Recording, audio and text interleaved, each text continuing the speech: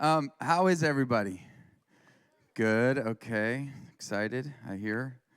All right. So, to be honest, Eric asked me to share, and I was like, "Yes, I got this. No problem." And all week I've been thinking, "What am I going to talk about?" And I couldn't find a freaking thing. Okay. I've been so stressed out about being here tonight, which usually isn't my vibe. I'm usually like, okay, I can share my story. You already heard my story. I can sing a song. I'm not singing tonight. So, like, it's just me laid bare with whatever I had. And today alone, I wrote like 3 different sermons, okay? And I was like, no, that sucks, and that one sucks. And so the reason I care is because I really care about you. I really do. It's just a blessing for me to be a part of taking whatever I can offer and give it. Sometimes it's music. Sometimes it's, I was going to say setting up chairs, but I never show up early enough for that. But it's a blessing, and I care because I want you guys to win. I want you to win in your walk with the Lord. So I'm going to talk tonight, I think, about faithfulness and what that looks like. And first, I'm going to start off right here with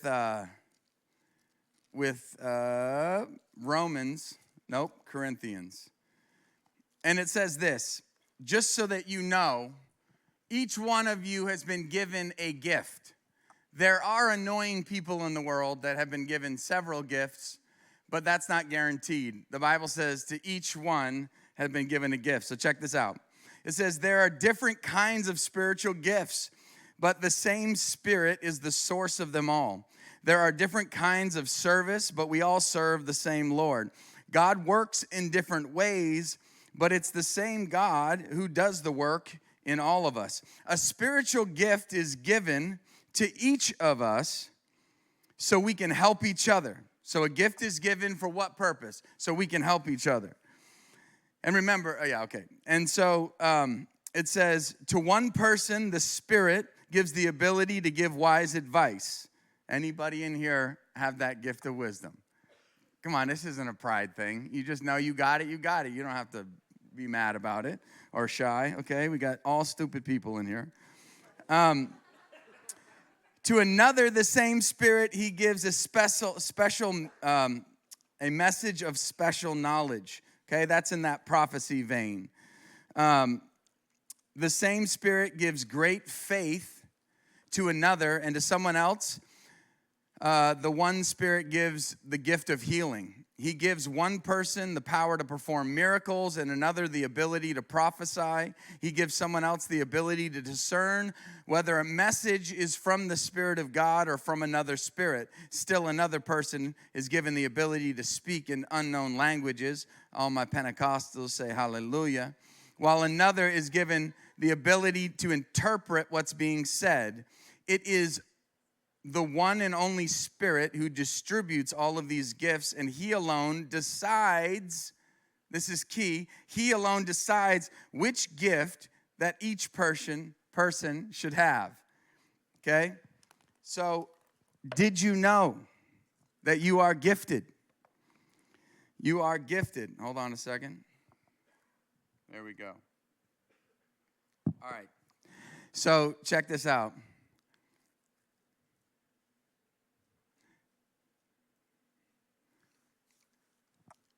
When I first got saved, I started a band. I didn't really know I was starting a band. It was just me and another dude that radically got changed by Jesus. And in order to preach the gospel, we thought people might listen if we sang. And so we'd set up in nursing homes and New York City subways and street corners and college campuses uninvited. And we just show up, we start playing music, doing what we can, and people would have conversations with us. They'd come and chill, and God's opened different doors over the years. The first car I bought for this mission was a 1994 shark blue Fleetwood Cadillac. This is the old person car, okay? It's not a cool Cadillac. It is the car that your grandparents bought when they retired.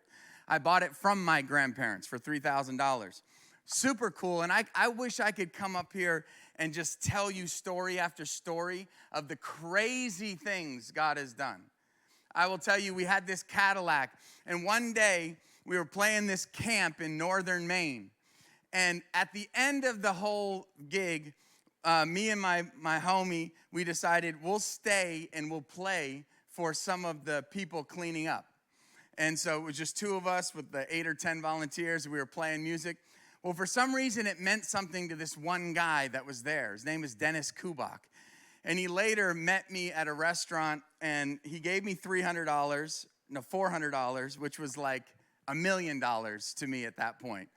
And I was like, oh my God, it was the most money we'd ever gotten paid in my whole life. It was $400 for doing this.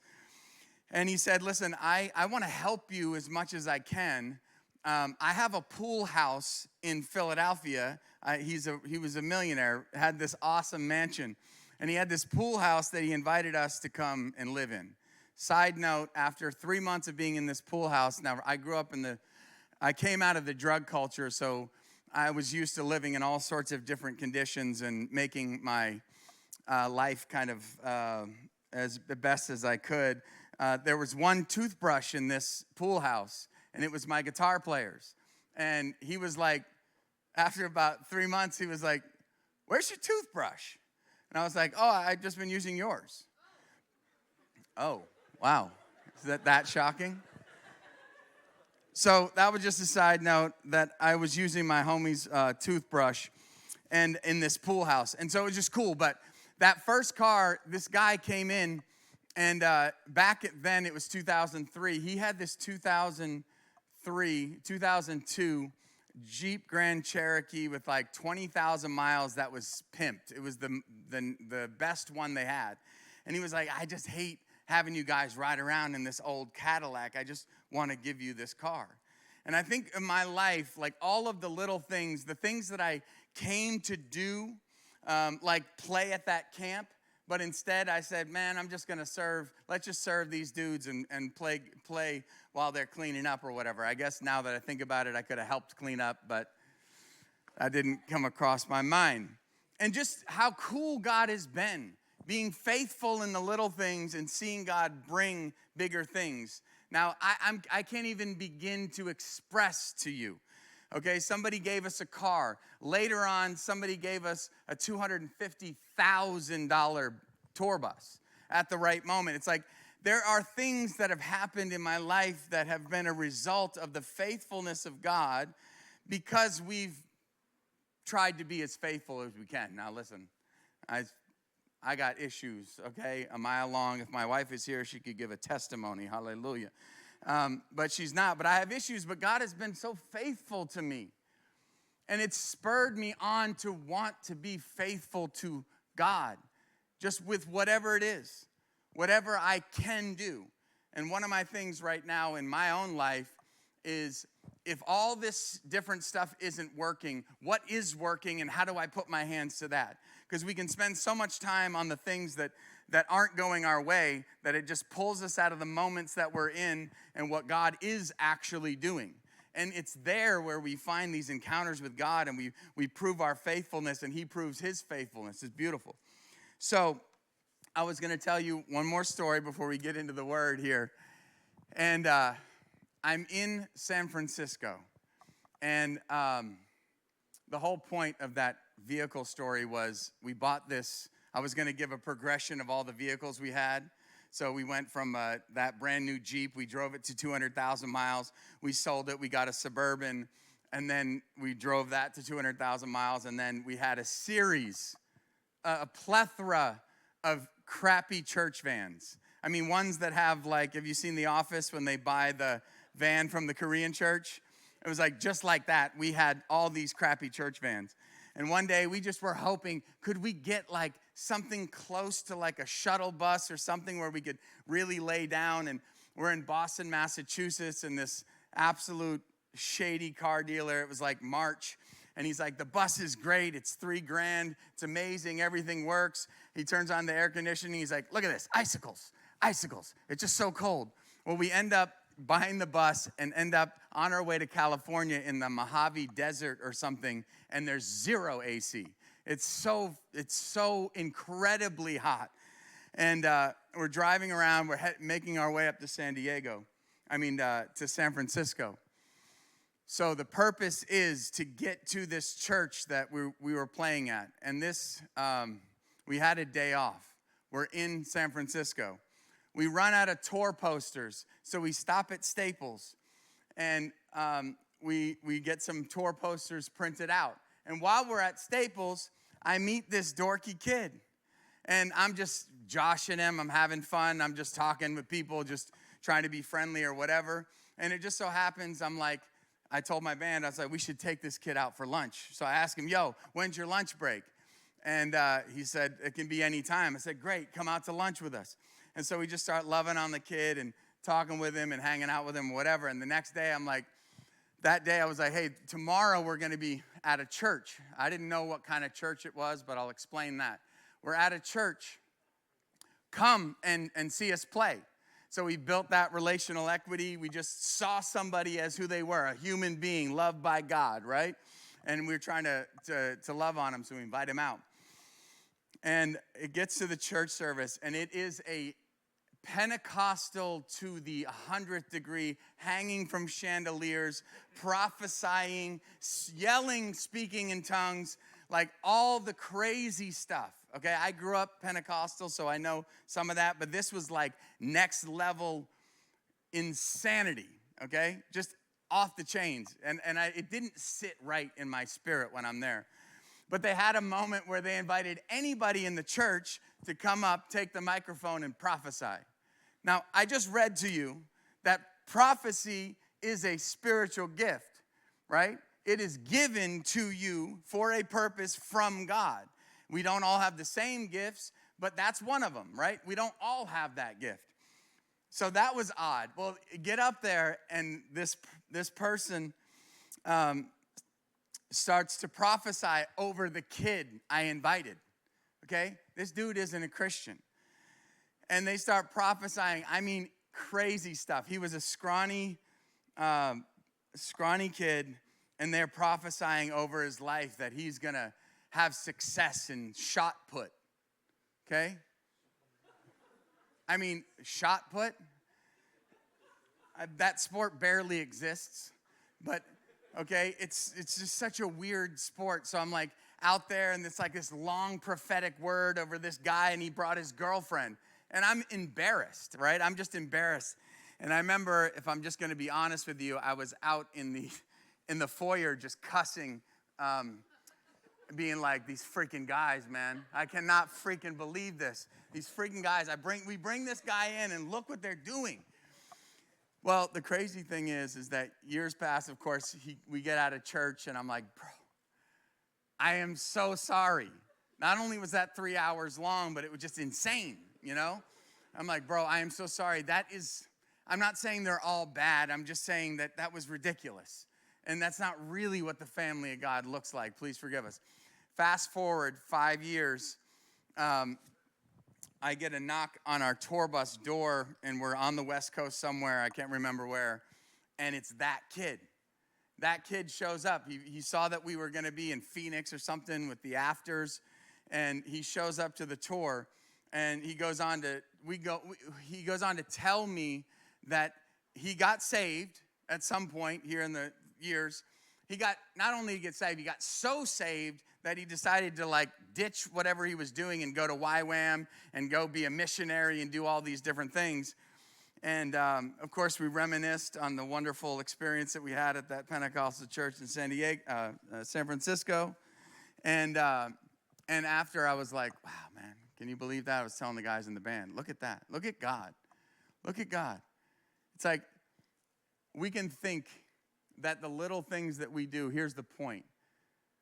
Little things produce big results. And if you and me, we spend our time only looking for the big opportunities and the big things, we miss all the little things. You see, I felt like it didn't even matter that we were at the church, right? But God sent us to San Francisco for one dude at a Staples. That's what I really believe. And my question to you is, are you so focused on where you want to be that you're not living actually where you are in the moment. Because it's where we are in the moment where we build that faithfulness and that endurance, and that God shapes us and he really uses it. Like he legit uses it.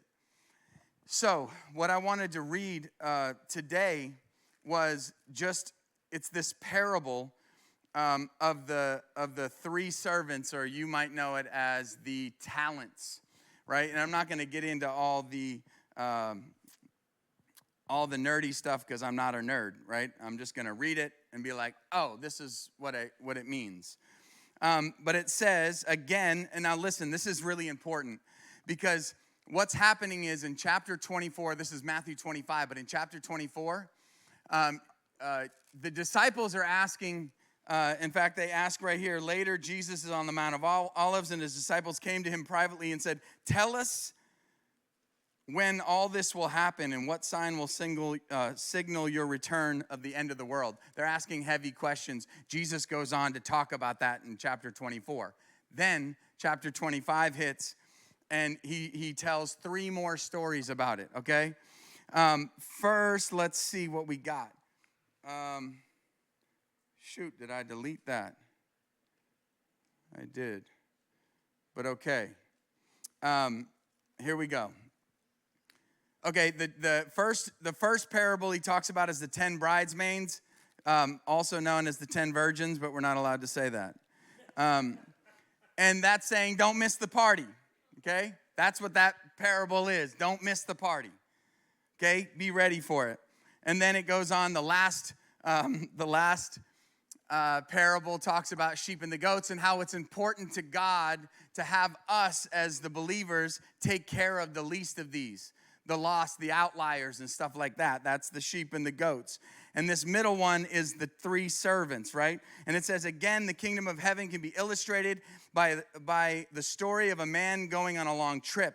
He called together his servants and entrusted his money to them while he was gone. He gave 5 bags of silver to one, 2 bags of silver to another, and 1 bag of silver to the last, dividing it in proportion to their abilities. Then he left on that trip, okay?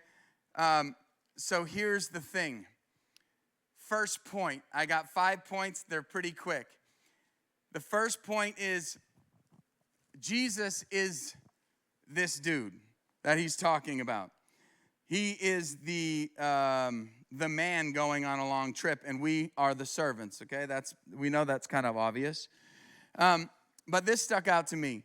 Dividing it in proportion to their abilities. Listen, I'm in the music industry, and it's really annoying to me to know the ins and outs of the music industry and like what I think. Sometimes I just think that I'm a better musically or better person or more holy. I'm not saying I'm right. I'm just saying I think those things. And then I wonder, man, why is this jerk, killing it or whatever? Point is that everything is the Lord's to give. And it's the master's prerogative as to what he is going to give you. You don't have anything to do with it. You don't have any control. And when it goes to saying, dividing them into proportion of their abilities means that like what you can handle. There's some of you in here that want 5 talents, but you can't handle 5 talents. You haven't had the experience. You don't have the spiritual maturity. You don't have the ability to do it. So what's God not going to do as being wise master? He's not going to give it to you. But here's the hope, right? That when you're faithful with what he does give to you, then you've proved that you can handle more. So you may be the person that got 1, okay? And you may be the person that got 5. It's the master's prerogative. It's whatever he sees fit. And when for me in my life, I'm like, man, I have to come to that realization all the time saying, if God wanted me to have X, Y, and Z, he'd give it to me. But for whatever reason, he doesn't, and he knows better than me. So I'm just going to shut up and do the best that I can with what I actually do have. Okay, so there's one. First of all, Jesus owns everything, and we just manage it. Okay, that's the first thing. So just if you have to get that point. The second point is, and this is Psalm 24:1. Let's see what it says. Sticky notes. It says, the earth is the Lord and everything in it. God owns it all. He decides who gets what. The second thing that we've got right here is Jesus expects us to use what he gives us. How can you be sitting there thinking that you should have more when you don't even use what you do have? The expectation is this: everything is God's. He chooses who to give it to, and then it's your choice what you choose to do with it. Listen, one of the things that that hit me a little while ago is God will not do what you can do. Okay, he won't make you faithful. He won't make you discerning. He won't give you a work ethic. You have to. There are things that God won't do for you, right? But then there are things that God can do that we can't. So he won't do what we can, and we can't do what he can. But what can we do? That's the big thing. 1 Peter says, use whatever gift. Remember, everybody's been given one. Use whatever gift you've been given to what? Serve. Serve. What is the gift? And I think Eric is going to do a series in November, maybe, on spiritual gift. Listen, this needs to happen. This needs to happen. We need to find out, what are your spiritual gifts? What are you passionate about? What's God gifted you in? And then how can we send you on your way and empower you to use what you have? Because I think about Eric, and he gets up here and he talks about evangelism and he talks about missions and all of that. And I think to myself, there are people in this room that are just squirming because they just don't have that in them. They're shy, they're timid, they're whatever it may be, right? And it's not that God doesn't stretch us, but maybe he's given you some other gift or passion. And so I think that's important. So it is, our gifts are not for ourselves, but they're to be a blessing to others. So 1, he gives everything. 2, he expects us to use it. 3, don't wait for the red carpet to roll out. And I feel like this culture is so like this. We just want there to be something handed to us and we just step into it. They don't recognize, like, you got musicians coming up these days, and I can speak to that because that's what I do, that are on Instagram and they're killing it and blah, blah, blah. It's like, dude, do you realize that for 15 years I made $1,000 a month playing 100 gigs a year? We were poor on food stamps, on state insurance and all of that. Like, we were just serving, doing what we could. God was the one that determined the outcome. I wanted him to go quicker, but I guess I wasn't worthy of it yet. That I wasn't built up yet to receive a bigger platform. And if your goal in serving God is to get as big a platform as you can, you are way off. Your goal is just to love him, to spend time with him, and everything else flows out of that. But you really should check yourself. Check yourself if that's something that you're like, man, I want a platform. I want something, to do. It's like, dude, just be faithful at the coffee shop. Take the guy from Staples out to lunch. So it says, don't wait for the red carpet. Be faithful and creative and patient in waiting. And here's what Galatians 6:9 says. So let's not get tired of doing what is good. At just the right time, you will reap a harvest of blessing if you don't give up. And I just feel like, because we're human and we're all connected, right? We're all the same, made in the image of God. It's like, I want what I want, and I want it faster. But I have seen in my life, it's just crazy how this verse right here, don't grow tired of doing good. At the right time, you'll reap a blessing. And I could tell you so many stories of just God's faithfulness because we kept holding on, because we kept being faithful with where God had put us. Here's the 2 more points. In order to serve God with what you have to know him. And if you look at this dude right here, the servant who had received the 2 bags, basically the 5 bags and the 2 bags got the same response. You're killing it, bro. Okay, I'm going to put you in charge of more things. Well done. Then the last one said, the servant that with 1 bag of silver came to the master and said, I knew you were a harsh man, harvesting crops you didn't plant and gathering crops you didn't cultivate. And I was afraid that I would lose your money, so I hid it in the earth, and here's your money back. But the master replied, you wicked and lazy servant. If you knew I harvested crops I didn't plant and gathered crops I didn't cultivate, why didn't you deposit my money in the bank, or at least I could have gotten interest on it?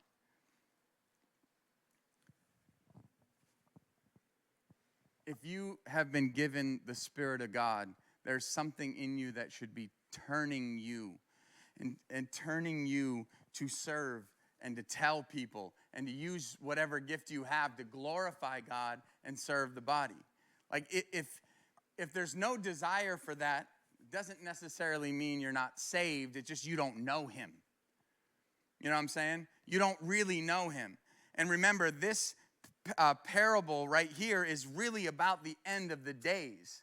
Because at the end it says, if it was just a principle thing, right? So be faithful with little, you'll be given more. I could have just said that and walked out. That's the basic principle of it all. But there's more than that, because it says this. Then he ordered, take the money from this servant, give it to the one with the 10 bags of silver. To those who use well what they are given, even more will be given, and they will have an abundance. Okay, that's pretty cool. But for those who do nothing, even what they have will be taken away. Now throw this useless servant into outer darkness, where there will be weeping and gnashing of teeth. What does that sound like to you? Sounds like hell. Okay? If it was just a practical teaching, there wouldn't be the language in there that's talking about what's the end times going to be like, right? This is the pre-chapter. Now Jesus is telling us what it's like when it's coming to the end. And at the very end, he says, dude, you never knew me. Depart from me. Okay, that's what that verse is really talking about. So it's more, and I'm not trying to scare you. It's like, if you have the gift of encouragement, and you're always a filter. If you have the gift of encouragement, and you always, and you never encourage anybody, it doesn't mean you're out, you're going to hell. Okay, the overall arching thing is, what gift have we really been given that's greater than any one gift that we could have? Prophecy, it's salvation. Okay, it's our faith. It's what God's implanted into us. And there's no way you can be saved without a passion to let people know. Now, we grow in this, right? Sometimes we start timid or we start on fire, like it ebbs and flows. But what I'm trying to say is that those people who have the Spirit of God and spend their whole lives doing nothing, right, to cultivate it because they don't know the master. You're harsh, God. Listen, your distorted view of God isn't an excuse. If you don't know him as he really is, that's on you. You have to go to the scriptures. You have to find out, seek, and knock. And it says the door will be answered. God will reveal himself to you. And what you will find is that this master is good, that he's kind, that he loves you, that he cares about every detail of your lives, that he's seated you in heavenly places. He's called you priests, okay? We could get into that, Bradford and me, in another Bible study, and what it means to be a priest. The weight and responsibility that we carry is insane. But if you don't know God as being good like that, you got to seek God and ask him to reveal it. Because in the end, it's just saying this. The people that have had the gifts that the master gave that did nothing with it, this dude is thrown out into utter darkness. That's scary. What does it mean? I'm sure a smarter pastor can explain more. But I'm a musician, so I get a pass. And so I'm just telling you, you have the gift, the Spirit inside. We're required to use it, and you shouldn't have to be. You should just know him and love him and then want to tell people about him. And again, don't feel, there's no condemnation for those who are in Jesus. This isn't condemning. This is trying to spur you on to say, hey, listen, what do you have that you could be doing? Opposed to waiting for God to open some other door. The door is now. It's right here, right now. And then that's Psalm 9:10. Those who know your name trust in you, for you, O Lord, do not abandon those who seek you. Okay, seek God. Watch what happens. And then the last one is risk and reward, right? The other dudes, they take what they have and they put it to work. They invest it somehow. They use it. It's risky, right? You could go up to somebody in a coffee shop, or you could pray for somebody. You could buy somebody's coffee. I mean, there's so much that you could do that's so little. It's so little, but honestly, it just like changes people's whole life, their whole day. I mean, we think that it's small, but listen, small things can turn into great rewards. Just like the dude. Bro, can we take you to lunch? Can we love on you? Who would have thought that that turned into him now being like a missionary? That's crazy. So, it says, a faithful servant takes risks, investing their talents, and the fearful servant plays it safe, and he lost everything. And the 2 Corinthians 5:7, it says, we live by faith. You got to take some risks. You got to put yourself out there. That's walking by faith, right? And just watch what God might do with it. Before I close, which is quicker than Eric for sure. No judgment. I just opened my mouth and something came out. Check this out. I was watching Instagram the other day, and it was like probably 3 a.m, and I should have gone to bed, but I didn't. It stole all my peace. I had terrible night's sleep and was riddled with anxiety. But it was a good use of my time.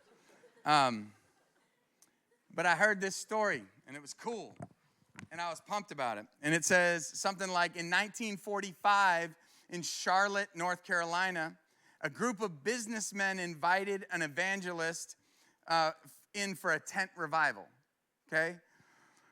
2 15-year-old boys were curious about all that was going on. Now, back then, think about setting up these massive tents. There's like a lot of commotion, a lot of things happening. And so these kids are from the town. They're checking it out, saying, I wonder what all this is. Then at night, they hear music, which I can't imagine what music sounded like in 1945 Christian.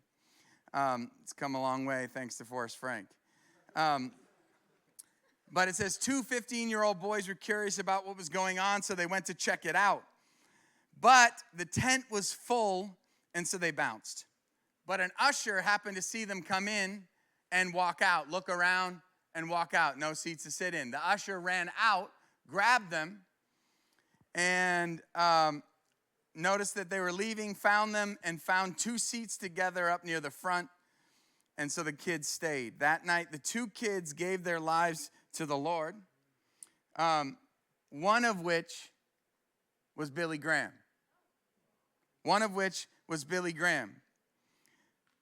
Now, this dude went on to preach to over 200 million people over his life without the internet. That's insane. Can you imagine? 200 million people.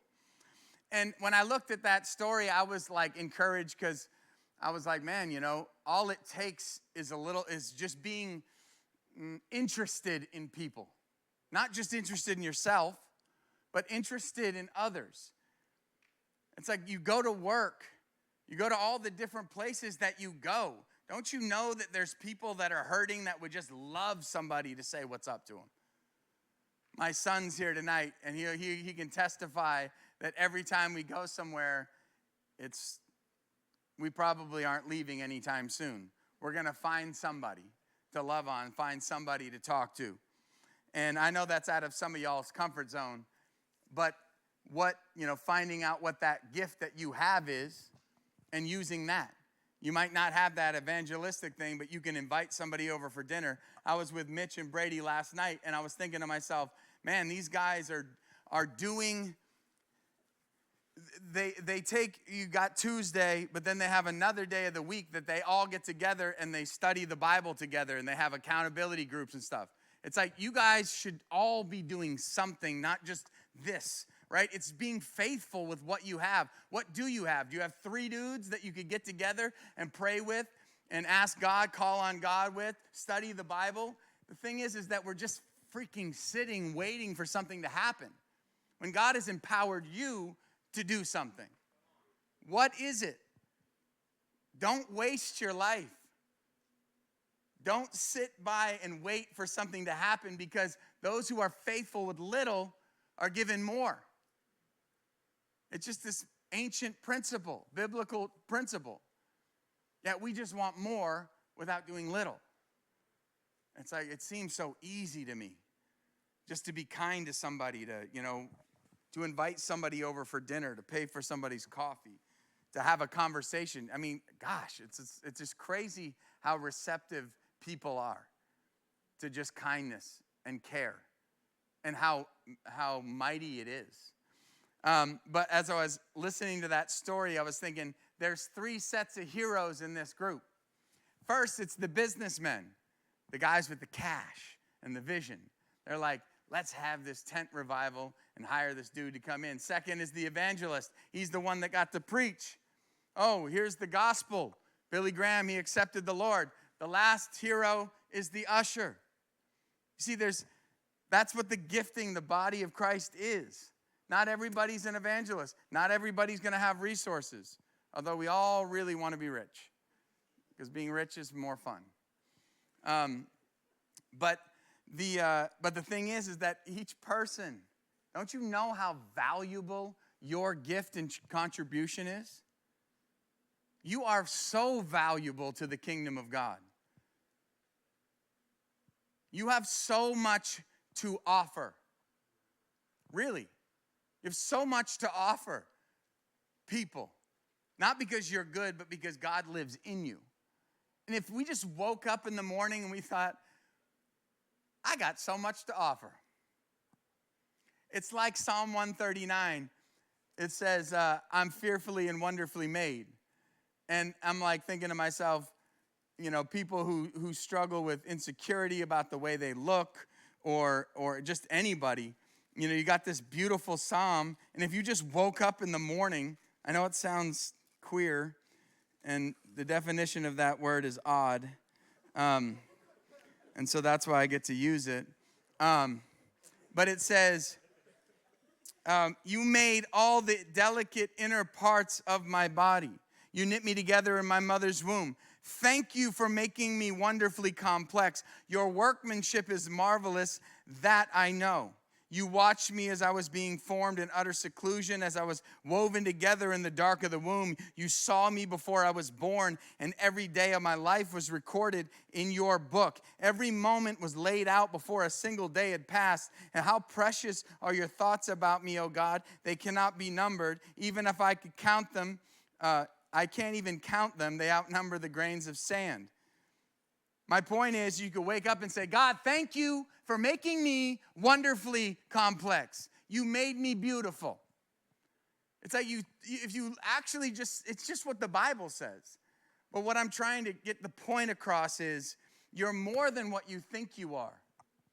You're more than what you think you are, because God lives in you. And you have a lot to offer if you could just walk in it. We're all different. We look different. We have different skills. Don't compare yourselves to one another. It's not your business what God gave somebody else. It's his prerogative who he gives what to. It's your business to walk in confidence as a child of God and say, I've got something to offer. God lives in me. I have gifts, I have talents, and I'm made wonderfully and beautiful. I know it sounds queer. I can't get off of that word. It does. But it's true.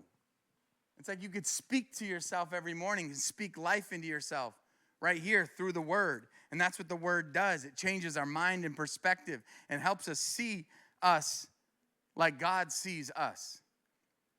And think if you walked around like that, you'd be pretty confident that you had something to bring to the table and maybe somebody would care. It is true. You do, and people do. So, what is it? 3 sets of heroes: businessman, evangelist, usher.